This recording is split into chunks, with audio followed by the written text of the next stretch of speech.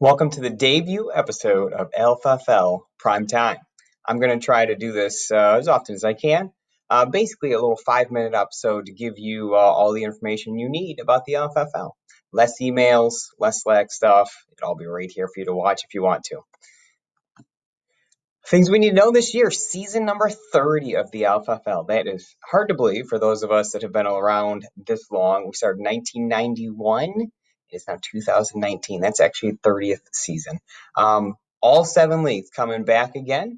To help with the confusion, I made a little cheat sheet to kind of break down the rules and formats. I was talking with Todd a little bit, and he's like, sometimes I get the formatting confused a little bit. So I actually have made a Google Doc. I'll be sharing that with you shortly. That has kind of the different formats, the different rules, and should be a quick little reference, single page, to help you out.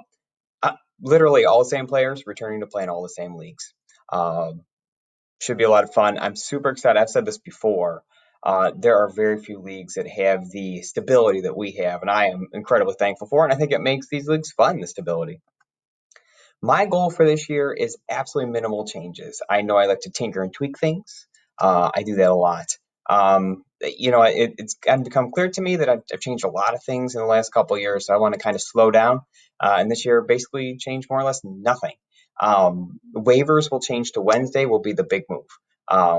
Instead of running overnight on Tuesday to Wednesday, they'll run overnight on Wednesday to Thursday. This gives everyone an extra day to get in there, make their waivers, make their changes they need to. It also, I think it's a little fairer that way.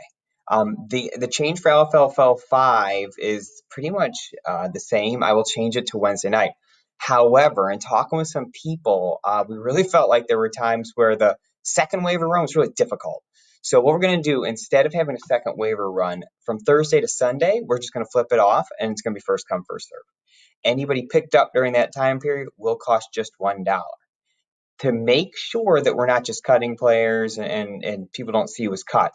If you cut a player during a week, they cannot be picked up that same week. They'll go into waivers the next week.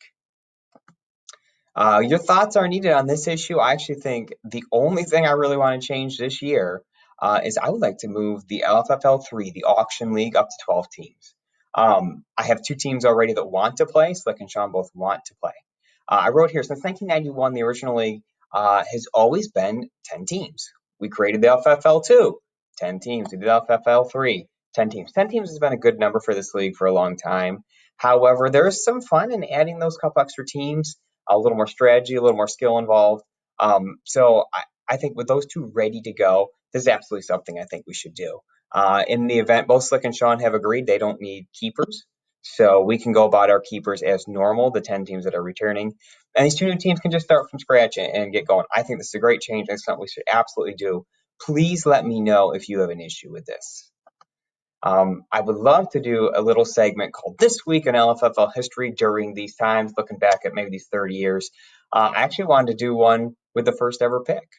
Randall Cunningham, 1991, first overall pick coming off an awesome 1990 season, was an easy pick.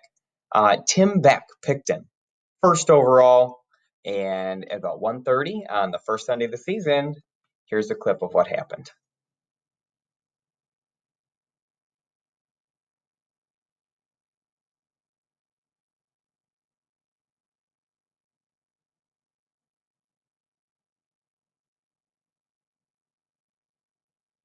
And that would be the first play of the second quarter of the first game of the season. Safe to say Tim Beck ended up in last place that season because it was much harder to replace players. We were only doing 1 move a week. And a side note, Randall Cunningham also is responsible for one of the classic names in our history, which is the Kaufman connection, because Mr. George Kaufman also picked Randall Cunningham in 1991, doubled down with Fred Barnett in round 2. Both were out by the end of September. So safe to say he didn't do so well that year either, and it's always been dubbed the Kaufman connection since. So just a little snippet. I'm going to try it every episode, add a fun little fact from our history. So our next episode coming up soon will be about the LFFL 5.